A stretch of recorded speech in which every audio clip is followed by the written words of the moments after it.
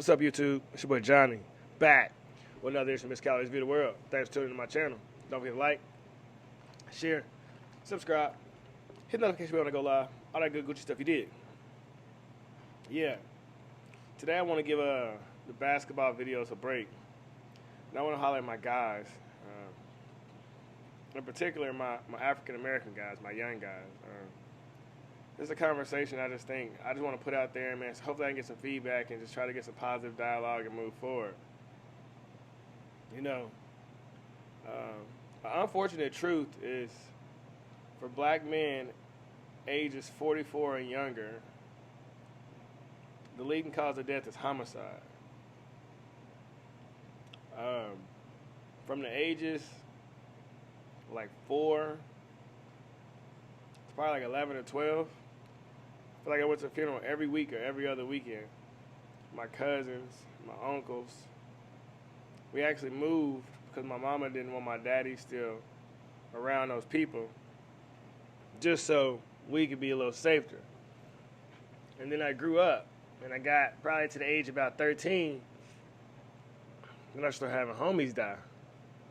And I'm now almost 32 years old. And since the age of 13 to now, every year, I've lost three to five friends to homicides. Probably another 3 to 5 that went to jail for murder. Just last Thursday, I lost a homie who got into an argument with someone at a Domino's Pizza, and that ended in gun violence. Rest in peace, Mark. And I just want to ask us as black men, man to man, why are we so hostile towards each other, and what can we do to diffuse or avoid a lot of these situations? I mean, keeping it G, like they say, that the police are against us, if you say. The society is against us. So with us knowing all of those odds are against us, why aren't we down for each other more? I really like what's going on in the manosphere and uplifting men and the brotherhood of that vibe. But I want to touch on this homicide. I mean, Kansas City, we had a record number of homicides last year. And I'm looking at the homicide tracker now, as of Friday, April 23rd, and that's a couple weeks ago, there was 71 homicides already. Like I said, I just lost a friend last week. This year alone, I've lost like 3 friends, and I'm in my 30s. You know, all the rap songs talked about we wasn't supposed to make it to 20. You know, on Kanye's "We Don't Care" on College Dropout, we wasn't supposed to make it until 25. Jokes on you, we still alive. And so in my mind, it's like we make it past the age where they say we're supposed to make it to, right? And then we still end up in gun violence. Nipsey was in his 30s. And so I'm just really trying to figure out amongst my men, I want some real dialogue, bro. Like, what can we do to where everything don't go from 0 to 100? Why are we so quick to murder each other? Why don't we value each other as brothers if we are a community, as we say? If there is white supremacy, why aren't we working together as black men to overcome these systems? Just a lot of questions I just want to ask, to put out there. And I just want to get some different people's perspective, because my perspective is, I think when I was younger, on the other side of this, when someone will say, like, the music and the media and the imagery plays a role in it, I would be like, nah, man, rappers don't need to change what they're rapping about. But as I grow up and I study the power of the mind and the subconscious mind and all that, and how your thoughts control your reality and all that, and I start to realize that we're maybe taught to stay on a negative frequency on purpose. Maybe there's a reason that all of our music is so negative, that all of our TV shows are so negative. I believe the #1 TV show right now is Love and Hip Hop. I remember watching the Cosbys and Wayans Brothers and my wife and kids. Like, the entire imagery of us has changed, and I think that may play a role in the hyper-aggression. But I just want some perspective from some different areas. I know Baltimore has a lot of homicides, Chicago, Detroit, Atlanta, St. Louis. So it's not just here. It seems like it's every, urban area. And I want to know why, as men, why don't we value each other as men, and what can we do to like try to change the cycle or change the narrative or even start like, is it conflict resolutions? I mean, it's not blood and crip things that we're murdering each other over more. So like, what are the issues that are making men murder other men? Like I sit here and I really try to think to myself, like outside of someone causing harm to my wife and children, I cannot think of something that would bring me to the point of I want to take your life. Like I just don't understand what it's like to have that much rage or that much anger inside of you. I grew up in poverty. I've lived in the inner city.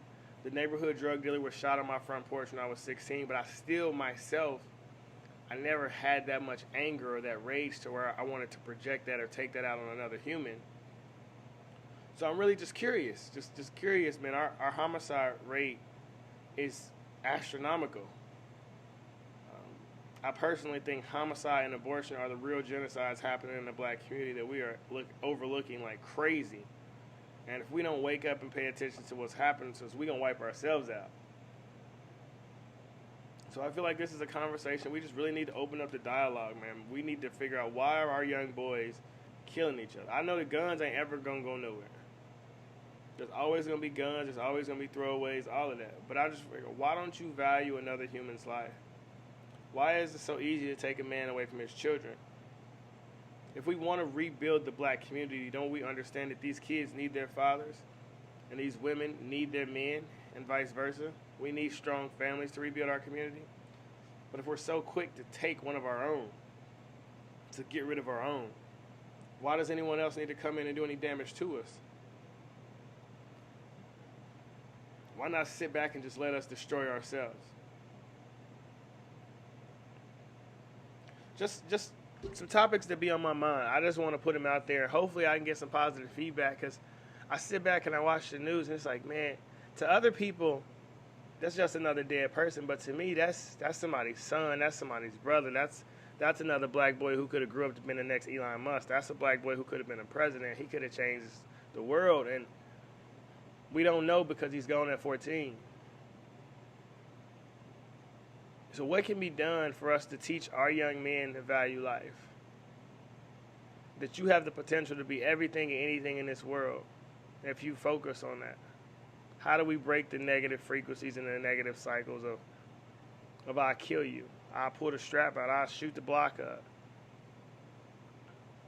You know, I'm at a loss for words simply because when you're a kid and you grow up in like extreme areas where there's a lot of gun violence, you don't realize there's another way to live. And now me being an adult and having my own children, they don't have to be anywhere near that.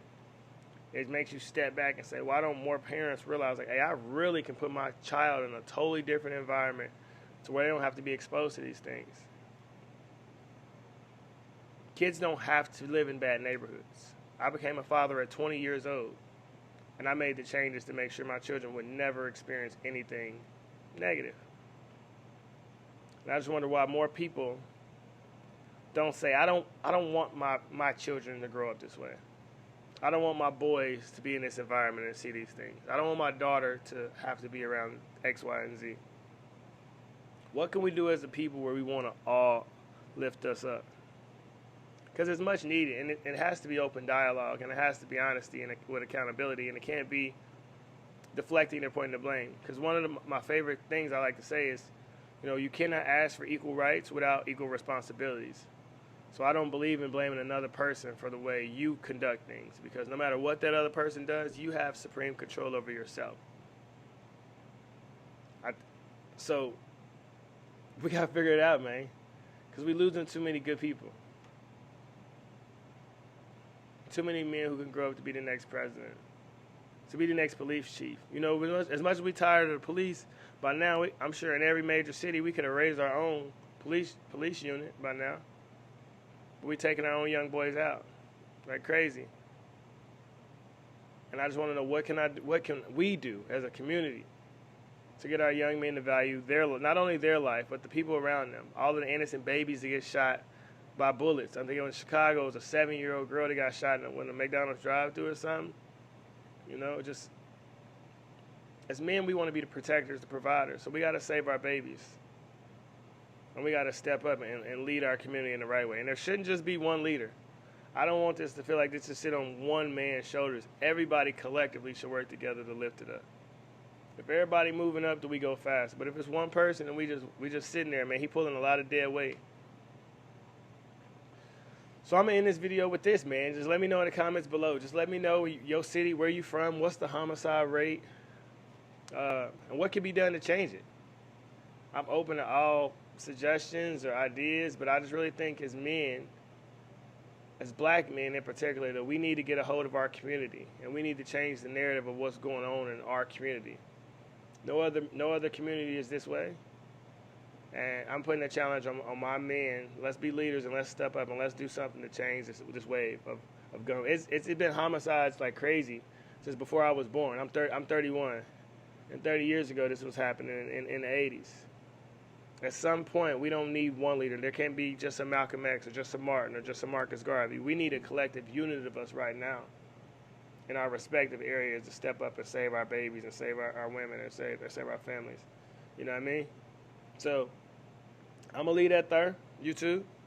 You know what I mean? Spread love. Spread positive vibes. Meditate. Drink water. Take vitamins. Get in touch with yourself. Read. Disconnect from TV. Disconnect from social media. Even though this is on social media, you know what I mean? Just get in tune with who you are. I think we all understand that there's two worlds. There's the outward world that everyone's supposed to agree on, and there's the inner world inside of us where we know our truth, we know our spirit, we know how we really feel, and we know right from wrong.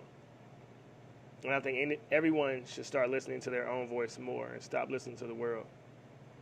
But yeah, let me know in the comments what you think. You may think I'm crazy. I respect it. Or you may dig with me. I respect that too. Until next time, spread love, like I said, spread positive vibes. And do not, you did, forget, like, share, subscribe. I'm out. Peace.